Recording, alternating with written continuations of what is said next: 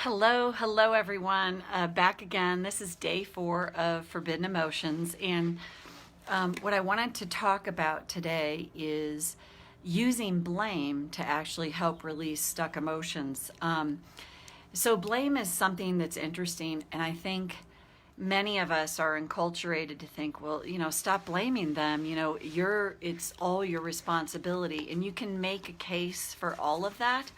But what have found to be highly effective, especially in the culture that we all live in, is to go to blame. Because not stay stuck in it. I'm going to explain this, but blame is really effective, and I think for the child in us is needed, because as children, we are victims. We can't run away. We can't get away, especially depending on our age. So you have to sit there and take it and figure out how to survive it. So what I found effective in my own life and when working with people is I say, go to blame.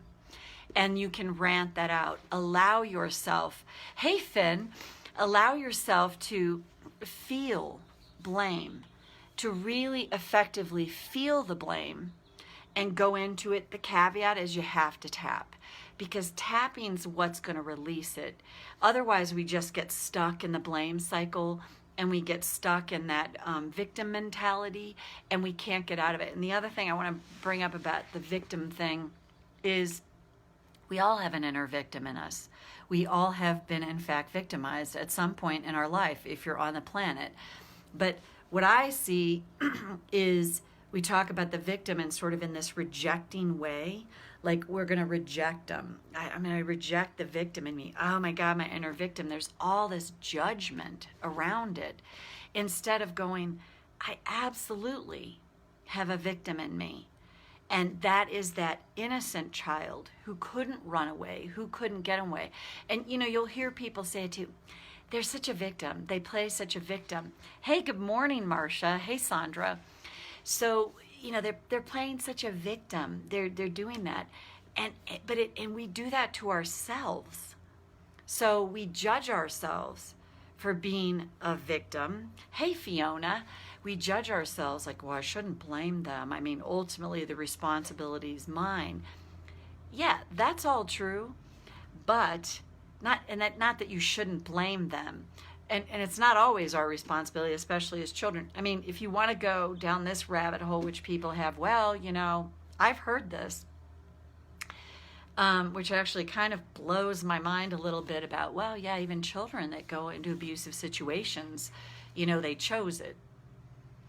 Okay, maybe on a soul level, for an evolutionary level, okay.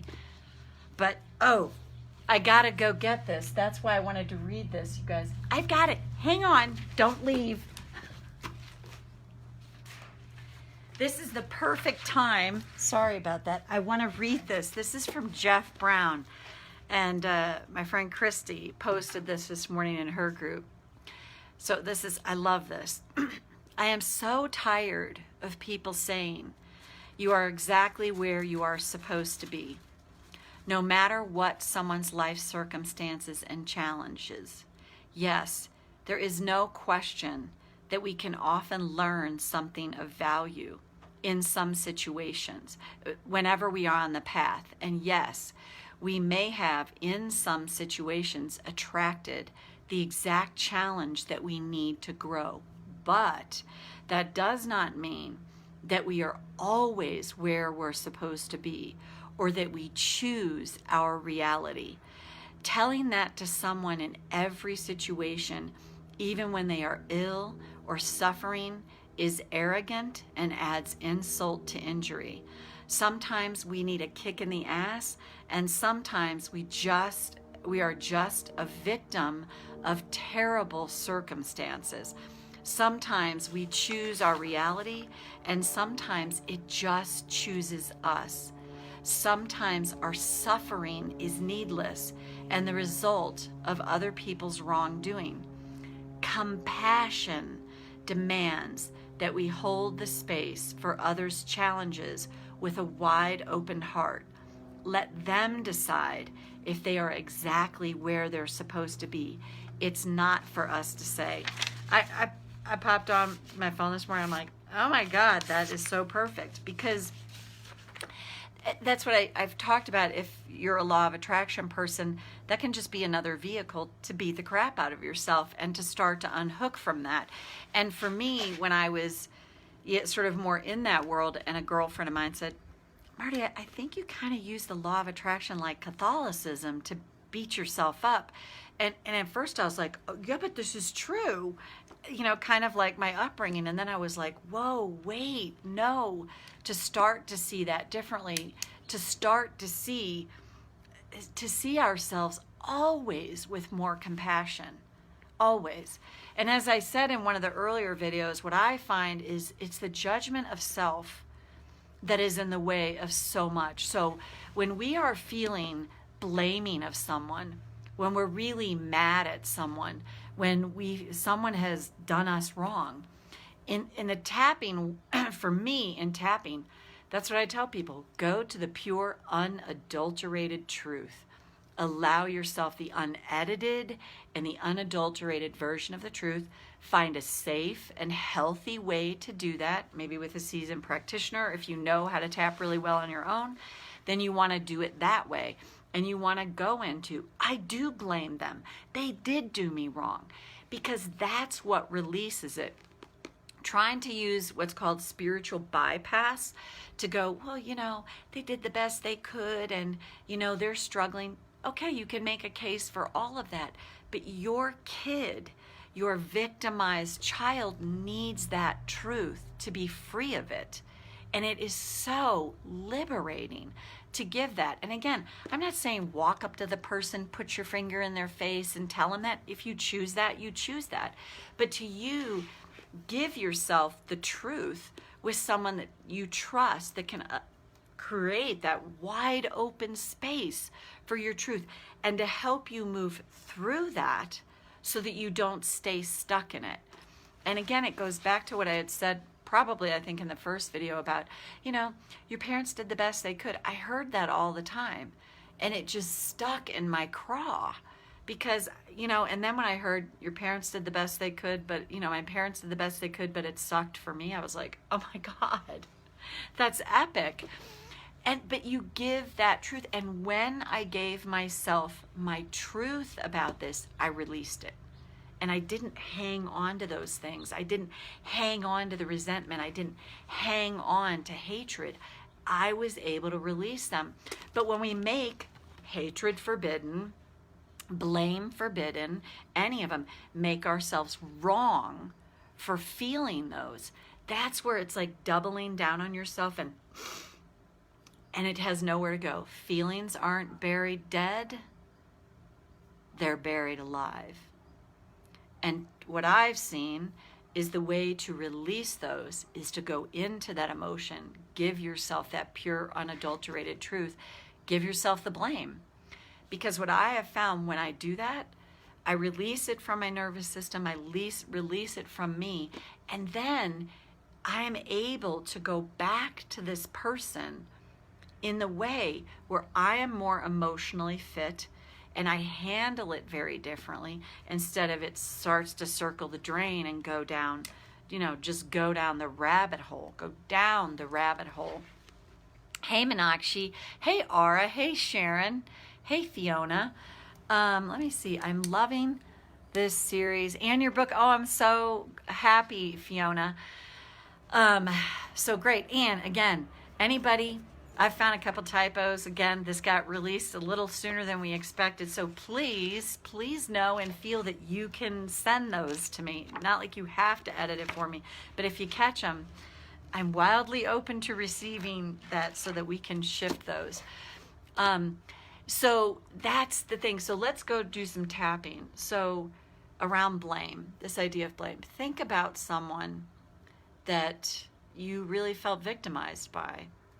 And notice what comes up, if anything, around that word victim. Like, I don't want to be the victim. And can you, on some level, even 1%, open up to the idea that we all have a victim in us. And that's that innocent kid that couldn't get away from it.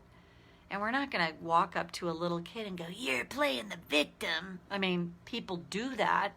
I suspect if you're in this group, you're not going to do that. But we end up doing that to ourselves when we reject the victim within us. So we want to go to that. Think of someone you really do want to blame them. But maybe you're telling yourself, I shouldn't, or we go to like make excuses for them. And to the best of your ability right now, go to, now they did me wrong. They did me wrong. And just notice the tail enders, the yeah buts, the blah, blah, blah that comes up here. And since I won't know what those are, you could just tap on those. Notice what comes up for you around, yeah, I do blame them. And you want to tap on the stuff that comes up like, well, yeah, but I should be the bigger person here. I want to take the high road. I want to be more spiritually enlightened. So to me, the way I see it, go into the blame, it releases it. And this beautiful spiritual being you are in the most authentic way has a place to come through. It's sort of, to me, tapping really helps us release that stuck energy in the human, very human part of us, so that we have access to that amazing, beautiful, authentic self. Okay, you're blaming them. You're like, I can go there. I can go there. And you want to go, think about it, bring it up. If you want to rate it, how strong, what's the emotion that's coming up around feeling the blame? If it's anger, if it's fear, if it's anxiety, I do blame them. They did do wrong by me. If you want to rate it 0 to 10, how strong that emotion is, do that, and then you can re-rate it after this is over. Otherwise, just check how heavy it is. Where do you feel it in the body? And we're just going to start at the eyebrow for this. I do blame them. I'm probably not supposed to, but I do. They did do wrong by me. Their actions and words really hurt me.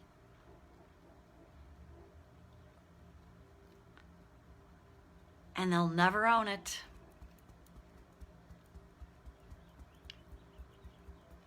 And that makes it even harder. They were mean. They were inappropriate to me. They did not have my best interest at heart. They were totally self-centered, self-absorbed. And they've never, ever apologized. How am I supposed to get over that? I can't have my truth with them. I've tried so many times. But what if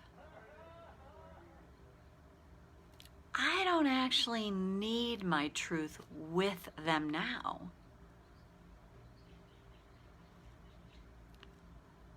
What if it's possible I can give my truth to me? I get to let them have it in this safe and healthy way. This empowering way for me. I get to say exactly what I've always wanted to say to them. And when I do it this way, they can't talk back to me. get to empower myself to give myself my truth, knowing that they can't. And what if I'm learning right here and now? They don't have to give me my truth. Clearly they can't. But I can give it to me. And that's how I can be free. I can free myself here of all this resentment, of all this anger, maybe even rage. I get to rant out my truth. If that's what I need to do. They never have to hear this. They never have to see it. But I give it to me. And energetically, I start to unhook from them. And then they no longer have power over me. I get my truth because I give it to that child in me. I do for my child what never was given. And the liberation that can come from this is life-changing. It's huge. I get to give my victimized child their day in court, their unadulterated truth. And maybe it's many days in court. Whatever it takes for me to do that, to free myself. And then I realize I have the keys to my own freedom. I no longer have it turned over to them. I give myself my truth. And from that liberation. So take a breath. So this is my recommendation for anyone that, whatever way is comfortable for you to do it, honor that. I drop a lot of F-bombs when I do it, depending on how mad I am. And sometimes I don't. I just rant it out like, oh, I would also recommend that if you use rant tapping when you're allowing yourself that unadulterated truth, I recommend you pace when you do it and get the body involved that way, because it really helps dispel the energy. If you got to stomp your feet when you're tapping on stuff like that, the liberation that has come from this is tremendous. And let me say this. It's not that I still don't go outside of myself and catch myself going, I'm going to the apple tree for orange juice. I do that, but I do it less and less and less than I ever have. And now I know when I'm in that place, I'm like, I'm so giving myself my truth. I get to rant this out. And the amazing thing about it is that's how we give ourselves our own freedom, because what I have found, and I've had clients say this, is you unhook from this resentment, this blame, this anger. You ease it for yourself because you've given yourself the truth. And then that you're able to deal with that person if they're still alive, they're not always alive, and be more effective for yourself in that. So it's just huge, and I would just recommend that you try it and see how that works for you. And again, I talked about the guilt. If you notice the guilt comes up, then go, oh, there's the guilt, and you can tap on that and really pay attention to the Finn, loads of F-bombs here, right? I mean, I do too. Not everybody does, but I have a fairly fiery personality, so it helps. But whatever it is, it's like, I'm so angry. Oh, you just give it your truth. So you wrote loads of F-bomb here, love it. Found I want to walk around and pace at the same time. That's awesome. Also, my tapping was quite hard. I don't know. Oh, there we go. Hard to start with, slowed down over time. Oh, that's, Finn, you are describing it exactly. Kim, yes, pacing helps so much. Marcia, thanks. Yes, that's tapping, and the intensity can spike, especially when you're first doing it. It's like, boom. It can be hard. It can feel intense. You can be like, oh my God, this is making it worse because the emotions are intensifying. But that's a really, really, really good thing. If the emotions spike, if they intensify, it's good to keep in the backyard. Wow, that's good, because I'm accessing something that's been buried that's coming up. And the caveat is just keep tapping. Just keep tapping. When I did that around my parents, I know it was at least 45 minutes. It might have been an hour. I was just like spewing it all out. And then I did feel really tired afterwards, but I was like, oh my God, I feel liberated. And if you think about it this way, you give that inner child their truth. And that has the power to change everything, to rant it out. It's been so helpful already. Awesome, Sharon. Thank you. And Meenakshi, I was always told it's not okay to be angry. Right. That's a great thing to tap on, especially for women. Be the good girl. Be polite. It's not okay to be angry.